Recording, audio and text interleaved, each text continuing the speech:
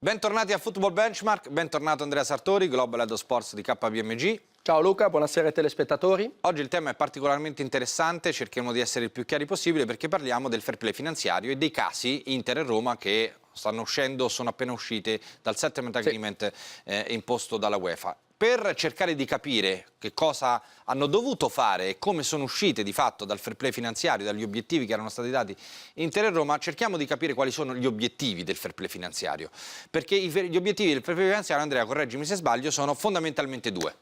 La ratio che c'è alla base di questa decisione della UEFA: migliorare le performance, come vediamo dalla grafica, economica e finanziaria del club e proteggere la sostenibilità del club. Quindi non è una punizione, è uno strumento virtuoso. Assolutamente, introdotto durante la presidenza Platini e che indubbiamente, l'abbiamo visto lo scorso anno quando trattammo questo argomento, ha comportato un miglioramento del livello di indebitamento e del livello di profittabilità dei club a livello europeo. Non c'è dubbio che a livello finanziario il financial fair play ha avuto un impatto positivo. Però devo anche dire una cosa: ha portato a una cristallizzazione e in un certo senso a una diminuzione della competitività in alcune competizioni europee. Se vedi chi arriva ai quarti della Champions League negli ultimi 4-5 anni, più o meno sono sempre le stesse squadre. E questo è già un passo molto importante, cioè un aspetto da sottolineare molto importante. Vediamo anche quali sono i parametri del fair play finanziario, cioè all'interno di quale recinto le società devono muoversi, pena la possibilità di andare a concordare con la UEFA un percorso di rientro all'interno di questo recinto, di questi parametri. Intanto quelli che erano stati capisaldi del fair play finanziario, quelli dell'allarme rosso, quelli che quando sfori scatta subito la sirena della UEFA e ti vengono a chiamare subito: il pareggio di bilancio e i debiti scaduti. Esatto, questi sono, diciamo, i due indicatori da allarme rosso. Però è anche importante dire, perché secondo me tante volte questo aspetto non è capito, non è che se tu non sei in pareggio di bilancio o in un certo senso non riesci a soddisfare alcuni di questi parametri scatta subito una sanzione. Cioè è semplicemente un allarme, la UEFA ti chiama e di conseguenza mi spieghi perché stanno accadendo queste cose, come possiamo rientrare. Oltre al pareggio di bilancio, debito scaduto, patrimonio netto non negativo, c'è anche la raccomandazione, ne abbiamo parlato tantissime volte nei nostri eventi e nei nostri episodi di Football Benchmark, il rapporto stipendi ricavi e altri parametri. Però vorrei sottolineare una cosa per te, Luca, soprattutto come esperto di mercato, che secondo me non è stata ancora messa molto in luce e che avrà un effetto positivo sulla competitività. Questo nuovo parametro dello sbilancio acquisti-cessione durante il mercato, di una finestra di mercato di massimo 100 milioni. Cioè tu non puoi spendere più di 100 milioni considerando anche gli incassi. E questo secondo me avrà un impatto molto importante. Il PSG, ciò che ha fatto con l'acquisto di Neymar, oggi come oggi non lo può più fare. Andiamo a vedere a questo punto, avendo spiegato quali sono i parametri, i principi del fair play finanziario, i parametri del fair play finanziario. Evidentemente alcuni di questi parametri non erano stati soddisfatti da Inter e Roma negli anni precedenti e quindi si è arrivati al settlement agreement, che altro non è che un percorso indicato dalla UEFA insieme alla società per cercare di rientrare attraverso una serie di obiettivi nel recinto che abbiamo appena descritto. Li paragoneremo di fatto perché sono piuttosto simili, ma poi sono diverse le conclusioni, cioè i modi in cui si è arrivati al settlement agreement. Nel 2015 la Roma non rientra all'interno del fair play finanziario per il mancato rispetto della break-even rule e che cosa decide insieme alla UEFA? Allora, si apre questo settlement agreement che non è nient'altro che un accordo transattivo, cioè entra in una specie di regime di controllo, cioè una supervisione delle tue attività da parte della UEFA, dove praticamente l'accordo è stato che appunto la Roma doveva rientrare a livello di break-even entro la stagione 17-18, il regime di controllo della Roma dura 3 anni mentre quello dell'Inter 4 anni, ha ricevuto una multa di 2 milioni di euro e come del resto l'Inter ha avuto una limitazione della rosa presentabile per le competizioni UEFA. Vediamo anche l'Inter perché sono molto simili gli obiettivi che all'interno del settlement agreement sono stati concordati con i nerazzurri e i giallorossi. è un po' più lunga perché Sì. ci sono alcune variabili, la multa è un po' più alta, da 2 si passa a 6 milioni, la lista dei giocatori UEFA per l'Inter è stata da 21 e non da 22 per la prima stagione e poi da 22 nelle stagioni successive. E gli La stipendi? differenza, ecco, arrivavo lì, è Scusa. sugli stipendi, no? Certo, hanno avuto un ulteriore, diciamo, paletto, che è appunto quello di non eccedere gli stipendi di oltre 120 milioni nella stagione 15-16 e 16-17, cosa che la Roma non aveva avuto, diciamo, questa limitazione. Allora, vediamo la partenza Sì. di Roma e Inter prima del settlement agreement, cioè qual era la situazione della Roma e dell'Inter prima del concordato transattivo con la UEFA. Intanto le presidenze, perché l'Inter ha cambiato anche nuovamente proprietà durante questo regime, ma naturalmente quello che veniva prima il settlement agreement erano 2 presidenze Moratti, 2 anni di presidenza Moratti, 1 anno di presidenza Toir e di Benedetto con Pallotta, il cambio del testimone, possiamo dire, prima della situazione.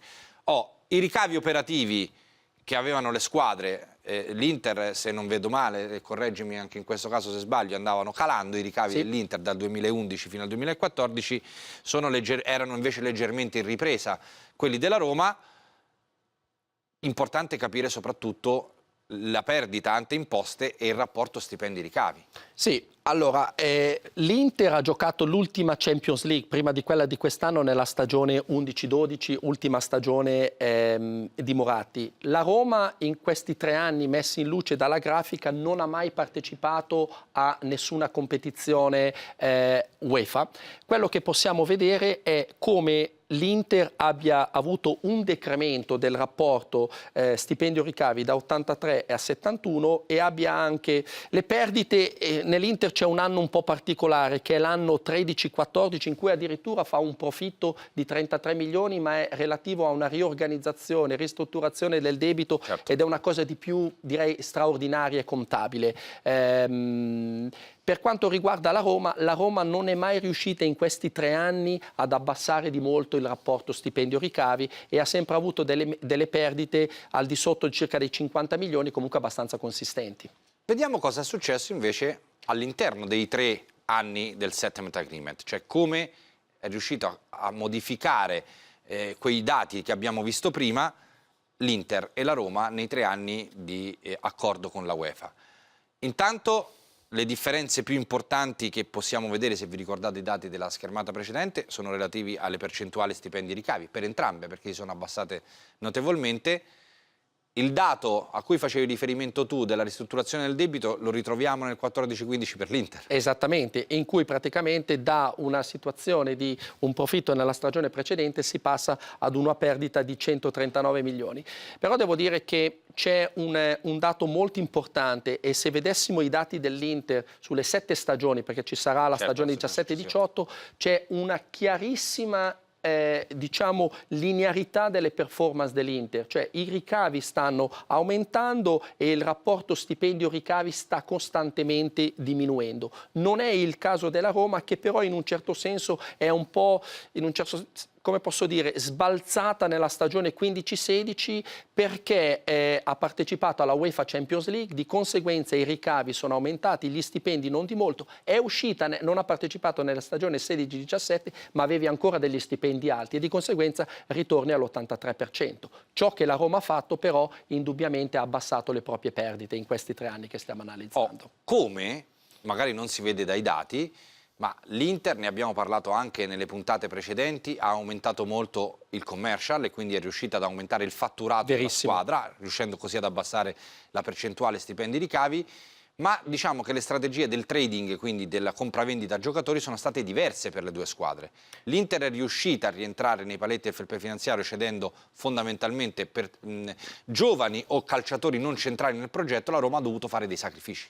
La Roma ha fatto dei grossissimi sacrifici e se prendiamo alcuni dei nomi che ha venduto durante questi 3 anni analizzati potresti fare una squadra di ottimo livello. Abbiamo Benatia, abbiamo Pjanic, abbiamo Rudiger, abbiamo Romagnoli e qualche altro. E la Roma ha anche comprato molto bene, perché in questi anni ha comprato Salah, ha comprato Alisson, che poi ha venduto a prezzi, soprattutto Alisson, non tanto Salah, a prezzi molto alti che gli hanno consentito di fare delle plusvalenze notevoli, cosa che l'Inter ha in parte fatto, anche perché l'Inter magari ha comprato qualche giocatore che poi non ha avuto delle performance sportive come ci si aspettava, con Dobbia, Joao Mario e forse anche Gabigol.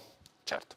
Questa è la situazione attuale, dove si è arrivati dopo questi ragionamenti che abbiamo fatto. Ricordiamo che l'Inter per questa stagione qui tecnicamente è ancora sotto il 7 Metaclima, la Roma è uscita. Ricordando i dati di pre-7 Metagreement, insomma, è evidente che ci sono stati dei miglioramenti straordinari. Assolutamente. Ricordiamo che l'Inter nella stagione 11-12 a livello di rapporto stipendio-ricavi era all'83%, è scesa al 56%, stessa cosa per la Roma che era all'89% nella stagione 11-12 e ora è al 63%. Chiaramente la Roma ha beneficiato nella stagione 17-18 dalla partecipazione alla Champions League ed essere arrivata alla semifinale. L'Inter è, direi, una squadra che tutto sommato è diventata stabile e molto forte anche a livello di ricavi commerciali e di conseguenza in prospettiva futura potrebbe performare direi molto bene a livello finanziario. È anche importante vedere come ambedue abbiano diminuito in maniera significativa le perdite. Al di là del discorso del rifinanziamento del debito di Toire, si è passati da un meno 133 che forse era meno 70 a un meno 10 di adesso. Sì. Assolutamente. Ed è una cosa per chiudere, anche se è un commento tecnico, quando si dice pareggio di bilancio a livello di UEFA vuol dire avere una perdita massima di 30 milioni nell'arco delle ultime 3 stagioni. Quindi qui siamo dentro. Siamo dentro, infatti la Roma è anche uscita dal settlement agreement, mentre l'Inter è nell'ultima stagione, diciamo, di supervisione UEFA. Grazie mille allora Andrea Sartori, perché in 10 minuti sei riuscito a condensare 3 anni, 4 anni di attività di società. Non facile. No, assolutamente no, che però diciamo che è più che mai riuscita. L'appuntamento con Football Benchmark torna naturalmente la prossima settimana. Grazie ancora davvero Andrea. Prego Luca. Grazie a voi per averci seguito.